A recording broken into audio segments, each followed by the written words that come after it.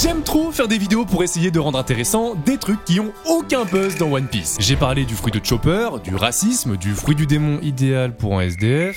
Je comprends toujours pas pourquoi ça fait autant de vues. Mais depuis quelques semaines, je reçois pas mal de commentaires me demandant de parler de l'amiral Fujitora et d'éclaircir les mystères autour de ce personnage.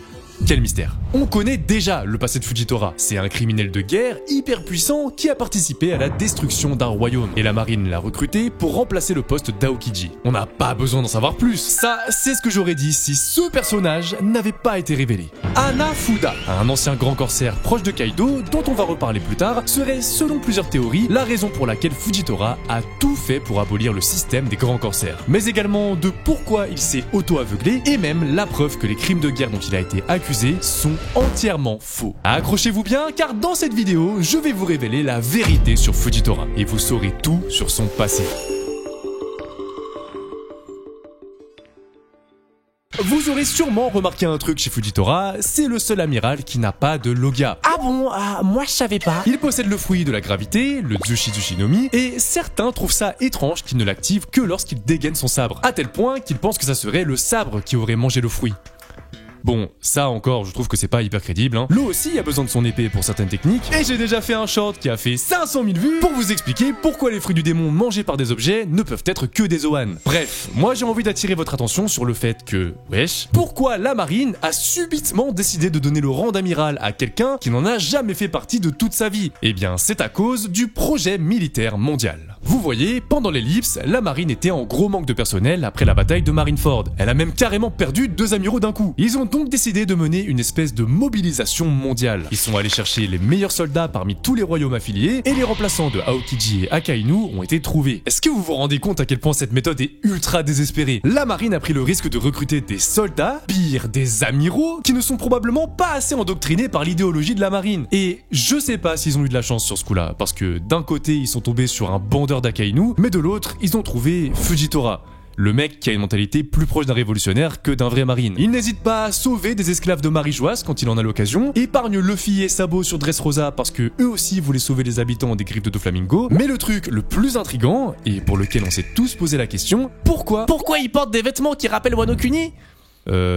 Non. Enfin, ouais, c'est une bonne remarque de ta part, étonnamment, mais je voulais dire, pourquoi a-t-il tout fait pour abolir le système des grands corsaires? Mais j'ai une question encore plus importante à vous poser. Est-ce que vous connaissez la shortbox?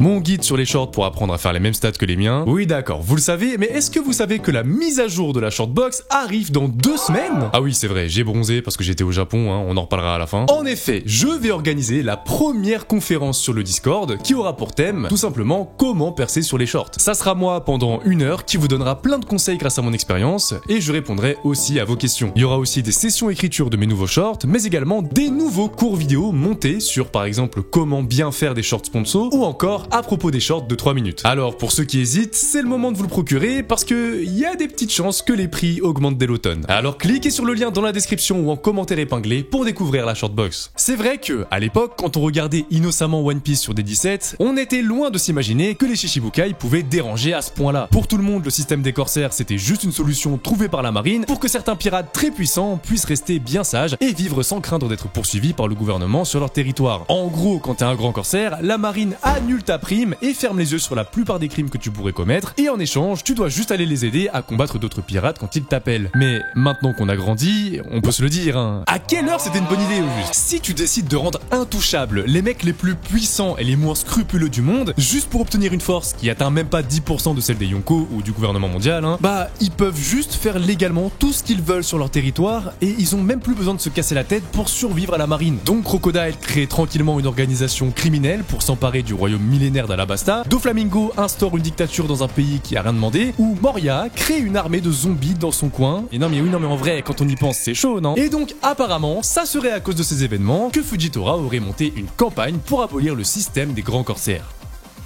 Enfin ça c'est ce qu'on pense. On nous dit que Fujitora vient du royaume Aoi, un royaume qui a été détruit au cours d'une guerre à laquelle il aurait participé en tant que chef de l'armée et aurait commis des crimes. Je vous rappelle que les crimes de guerre sont des trucs du genre des génocides, la torture ou même des violences sexuelles sur des otages. En gros tout simplement tout ce que fait le frauduleux État d'Israël actuellement. Ouais, ça voudrait dire que Fujitora est à ce niveau-là d'atrocité. Donc il y aurait rien d'anormal à considérer qu'il dédie la dernière chance qu'on lui offre à la marine pour empêcher les corsaires de faire les mêmes choses que lui. Ça serait une manière pour lui de se repentir de ses actes passés. Après tout, il est inspiré de Zatoichi et la fameuse histoire japonaise de cet ancien criminel qui dédie sa vie. Sauf qu'il y a un détail qui rend cette histoire un peu bancale. Un détail infime, mais très important.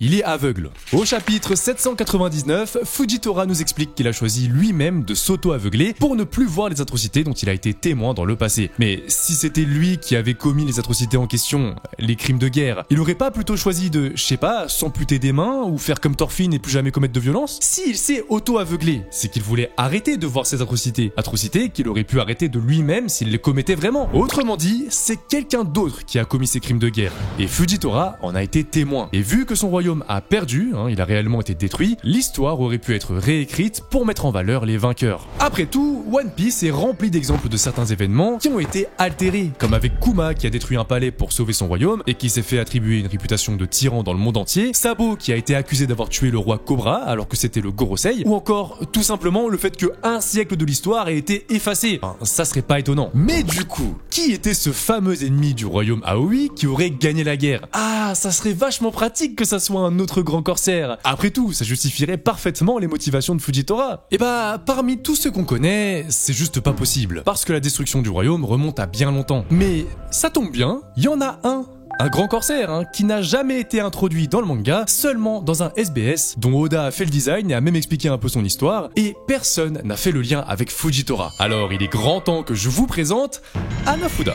Hanafuda, c'est un personnage qui est étonnamment lié à pas mal de pirates très importants. Déjà, c'est le corsaire que Ace a battu, ce qui lui a fait perdre son titre, mais ça c'est à la fin de sa carrière. Parce qu'avant, on sait qu'il était un pirate de renom et qu'il faisait surtout affaire avec quelqu'un, et pas n'importe qui, Kaido. Hanafuda était un collectionneur de fruits du démon, un peu comme Barbe Noire, sauf que lui, il ne cherchait que des Zoan préhistoriques. Son surnom, c'est d'ailleurs le roi des lézards. Et je fais partie des personnes qui pensent que c'était lui qui possédait le Zoan du tyrannosaure. Déjà parce que tyrannosaure, ça veut dire roi des lézards, mais surtout parce que ce Zoan-là, il n'existe pas. On a vu passer tous les dinosaures les plus connus, le brachiosaure, le pteranodon, le spinosaure, mais lui, le tyrannosaure, c'est le seul qui manquait. Même le Zoan de Drake, qui ressemble plus à un T-Rex, a été révélé comme étant celui de l'Allosaure, son cousin. Je vous parle de ça parce que, en plus de cette histoire de Zoan, Hanafuda, c'est aussi le père de Ulti et Page One, dont il a plus tard laissé la garde à Kaido. C'est vrai quoi! Quand je pars en vacances, c'est à lui que je veux confier mes enfants. Je sais qu'il s'en occupe tellement bien. Bon, c'est très bien tout ça, mais faut savoir que Hanafuda n'a pas toujours été en très bon terme avec Kaido. Il fut un temps où les deux pirates étaient en conflit. Hanafuda a même combattu frontalement Kaido, sans mourir, ce qui nous donne quand même un petit aperçu de sa puissance, avant de le rejoindre et de lui fournir tous les Zoan préhistoriques qu'on a pu voir dans la série. Moi, maintenant, ce qui m'intéresse, c'est de savoir que faisait Hanafuda avant tout ça. Avant de se faire battre par Ace, avant de devenir un chasseur de Zoan ancien pour fournir Kaido, avant qu'il se fasse tuer par des pirates alors qu'il était sur le point de rejoindre ses enfants. Quoi ? Mais c'est hyper triste. Je vous l'ai dit tout à l'heure, je pense qu'il n'y a qu'une expérience chaotique avec un grand corsaire qui aurait pu donner la motivation suffisante à Fujitora de démarrer et de mener une campagne de A à Z contre le système entier. Ça peut pas être autre chose qu'une affaire personnelle. Le problème, c'est qu'on a vu qu'aucun corsaire connu n'aurait pu avoir de lien avec Fujitora, vu que Doflamingo et Crocodile ne s'étaient pas fait encore connaître à l'époque. Mais voilà que Oda nous introduit d'un coup un ancien grand corsaire de l'ancienne génération avec un lore et un design déjà réfléchi. Est-ce qu'il a vraiment pris la peine de faire ça juste pour dire « Hey, regardez, c'est lui que Ace a battu !» Je sais pas, c'est pas moi qui écris One Piece, mais je vous propose qu'on imagine ensemble, avec tous les éléments qu'on a, une histoire hypothétique qui expliquerait tout sur Fujitora. L'histoire de sa confrontation avec Hanafuda. Nous sommes donc probablement une dizaine, voire une vingtaine d'années avant le début de l'œuvre, au sein d'un royaume qui n'existe plus, le royaume Aoi. On n'a pas trop d'infos dessus, mais il comportait sûrement certaines richesses et des gens puissants, parce que quand même Fujitora en est originaire. Et c'était pas n'importe qui. Je tiens quand même à vous faire remarquer que son fruit du démon, il n'a pas été donné par la marine. Comme Alamaki par exemple, qui possède un Logia. On peut imaginer que c'est un standard pour les amiraux de se faire attribuer un Logia. Non, Fujitora, il avait déjà un Paramecia qu'il maîtrisait à 100%. Mais en plus de ça, on oublie oublie trop souvent le fait qu'il possède un Saijo Wazamono, une épée qui fait partie des 12 épées les plus puissantes de toute la série. Une épée du même rang que celle de Roger ou Mihawk, tout ça, hein. Et ça s'explique par le fait que Fujitora était le chef de l'armée du royaume. Et aussi un addict au gambling accessoirement. De son côté, Hanafuda, lui, était un pirate qui sévissait sur Grand Line, avec, je pense, des ambitions de conquête de territoire. Pourquoi je vous dis ça? Eh bien, Hanafuda, il a quand même été choisi pour être un grand corsaire. Pour le devenir, il faut avoir une certaine renommée ou prouver une certaine puissance. En fait, presque tous les grands corsaires possèdent un territoire assez grand pour être considérés comme une mini-nation. Les Kuja et Amazon Lily, Barbe Noire et l'île aux pirates, Doflamingo et Dressrosa. Alors pourquoi est-ce que Hanafuda ne serait pas devenu un corsaire après avoir justement pris le contrôle du royaume Aoi avec tous ses pirates? Après tout, il avait une certaine volonté de rivaliser avec Kaito, qui a lui-même pris Wano Kuni. Et aussi, parce que c'est jamais fini, peut-être que son surnom, le roi des lézards, avait une double signification. D'un côté, une référence au tyrannosaure, son Zoan préhistorique, et de l'autre, son titre de roi du royaume Aoi. J'ai aucune preuve, hein, mais voilà, vous en faites ce que vous voulez. Mais alors, est-ce que ça serait lors de sa tentative de prendre le royaume que Fujitora serait devenu un criminel de guerre? Eh bien, ce n'est pas possible. Rappelez-vous, le royaume Aoi a été complètement détruit à cause de la guerre. Ça voudrait dire que Hanafuda aurait pas eu le temps d'être roi, ni d'être corsaire, mais aussi que Fujitora était dans le camp du royaume. Or, le fait qu'on l'accuse de crimes de guerre et le fait que Aoi a été détruit implique qu'il a lui-même participé à sa destruction. La guerre dont on parle n'est donc pas celle qui a conduit Hanafuda sur le trône, mais plutôt une qui a causé la fin de son règne. Et ça tombe bien, on sait qui a provoqué cette guerre, pourquoi et qui l'a gagnée. Et ça, simplement en s'aidant du flashback d'Oden.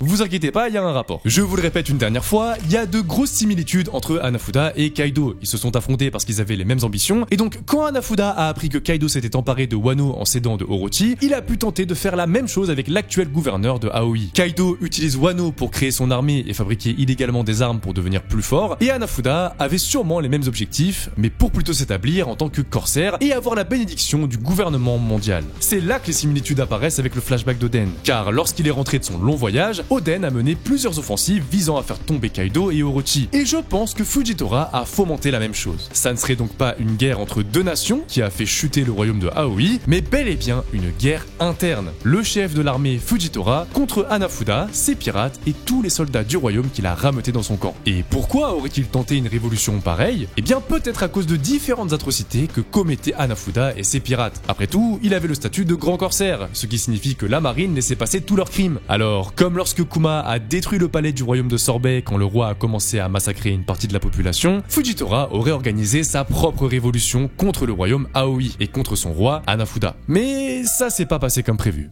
Si le royaume a été détruit, on peut en déduire deux hypothèses. La première, un Buster Call. C'est à ce jour le moyen, hors armantique, le plus simple pour détruire une île dans One Piece. Hanafuda, de sa position de grand corsaire, aurait pu être mis en difficulté par Fujitora, et les marines, d'une manière ou d'une autre, auraient pu faire appel au Buster Call. Mais il y a un problème dans cette hypothèse. Même en étant seul, je pense que c'est impossible de mettre autant en difficulté une nation entière. Les seuls qu'on a vus capables de telles prouesses sont les révolutionnaires ou l'équipage des Rocks. Fujitora, il a le niveau d'un amiral, mais pas d'un équipage entier. Et ensuite, je suis pas sûr que les marines se fatigueraient à lancer un Buster Call juste pour protéger un corsaire, vu comment il les remplace facilement. Moi je pense que c'est plutôt l'hypothèse numéro 2. C'est Fujitora qui a détruit lui-même le royaume. Je pense qu'il était acculé et que c'était sa seule solution pour le libérer. Et on sait très bien qu'il en est capable grâce à la puissance de son fruit du démon. On n'a jamais vu Fujitora se battre à fond. Alors oui, il s'est déchaîné à Dressrosa, mais il a jamais montré de technique de dernier recours. Regardez, quand il invoque sa météorite contre l'eau de Flamingo, à quel point c'est simple pour lui. Il dit même à un moment que c'était juste pour tester sa puissance. Excuse-nous, chef. Et si il était capable de provoquer une pluie de météorites tellement puissante qu'il pourrait entièrement raser une île de taille moyenne? C'était peut-être ça son dernier recours contre l'armée de Hanafuda. Ça expliquerait non seulement pourquoi il serait qualifié de criminel de guerre, ayant provoqué la destruction de toute une nation, mais aussi pourquoi il n'était pas enfermé à Impel Down, mais plutôt sur une île random de West Blue à faire du gambling encore. Non seulement il sait se faire discret, mais en plus il a largement assez de force pour échapper aux marines et les dissuader. Malheureusement, Hanafuda s'en est sorti vivant et s'est allié avec Kaido. Oda nous dit qu'il est mort bien après sa défaite contre Ace, tué par des pirates random. C'est ainsi que Fujitora se tailla les yeux pour ne plus jamais avoir à revoir les mêmes atrocités que commettaient les pirates et lança sa campagne pour abolir le système des grands corsaires pour que plus jamais une tragédie comme celle du royaume Aoi ne puisse renaître.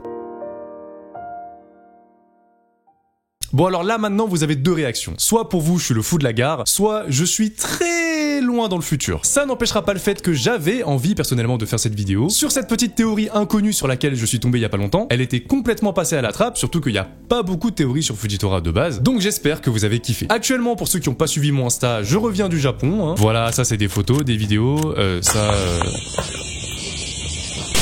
Et les vacances, ça m'a justement bien rafraîchi la tête et j'ai développé plein de nouvelles idées qui vont arriver dans la mise à jour de la Shortbox. Je vous rappelle qu'il y aura la première conférence sur Discord dans 2 semaines sur comment percer sur les shorts. Vous pouvez me poser toutes les questions que vous avez besoin. Il y a du nouveau contenu qui arrive, hein. Cette fois-ci pour les personnes un peu plus avancées, comment bien réussir les sponsors sur les shorts et mon avis et mes explications sur si c'est bien ou pas les shorts de 3 minutes. Bref, c'est maintenant l'occasion de vous la procurer avant que les prix n'augmentent parce que là, pour tout le contenu, c'est vraiment pas cher. Alors je vous invite vivement à aller jeter un coup d'œil à mon site. Le lien est dans la description ou en commentaire épinglé. Bisous.